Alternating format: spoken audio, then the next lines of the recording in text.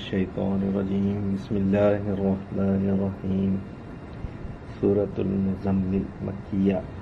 ترجمے کا آغاز ہوتا ہے: اے اوڑھ لپیٹ کر سونے والے، رات کو نماز میں کھڑا رہا کرو، مگر کم آدھی رات یا اس سے کچھ کم کر لو یا اس سے کچھ زیادہ بڑھا دو، اور قرآن کو خوب ٹھہر ٹھہر کر پڑھو۔ ہم تم پر ایک بھاری کلام نازل کرنے والے ہیں۔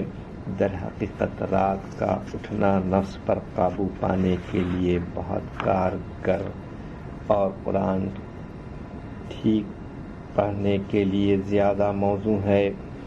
ان کے اوقات میں تو تمہارے لیے بہت مصروفیات ہیں۔ اپنے رب کے نام کا ذکر کیا کرو اور سب سے کٹ کر اسی کے ہو رہو۔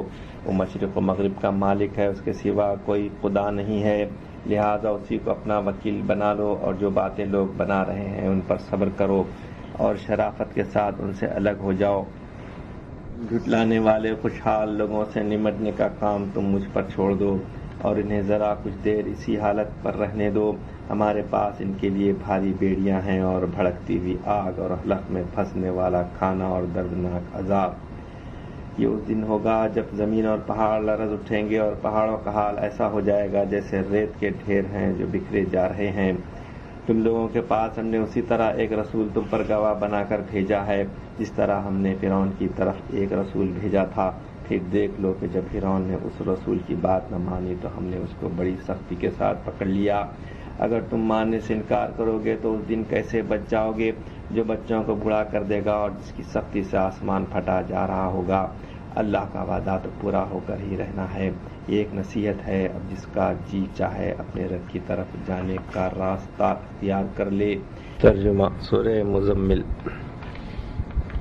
آیت نمبر 20 سے رکوع نمبر 2 سے شروع ہوتا ہے۔ اے نبی صلی اللہ علیہ وسلم، تمہارا رب جانتا ہے کہ تم کبھی 2/3 رات کے قریب اور کبھی آدھی رات اور کبھی 1/3 رات عبادت میں کھڑے رہتے ہو، اور تمہارے ساتھی میں سے بھی ایک گروہ یہ عمل کرتا ہے۔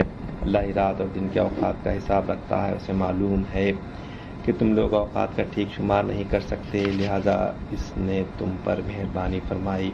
اب جتنا قرآن آسانی سے پڑھ سکتے ہو پڑھ لیا کرو۔ اسے معلوم ہے کہ تم میں کچھ مریض ہوں گے، کچھ دوسرے لوگ اللہ کے فضل کی تلاش میں سفر کرتے ہیں، اور کچھ اور لوگ اللہ کی راہ میں جنگ کرتے ہیں۔ بس جتنا قرآن بآسانی پڑھا جا سکے پڑھ لیا کرو۔ نماز قائم کرو، زکوٰۃ دو اور اللہ کو اچھا خرچ دیتے رہو۔ جو کچھ بھلائی تم اپنے لیے آگے بھیجو گے اسے اللہ کے ہاں موجود پاؤ گے، وہی زیادہ بہتر ہے اور اس کا اجر بہت بڑا ہے۔ اللہ سے مغفرت مانگتے رہو، بے شک اللہ بڑا غفور اور رحیم ہے۔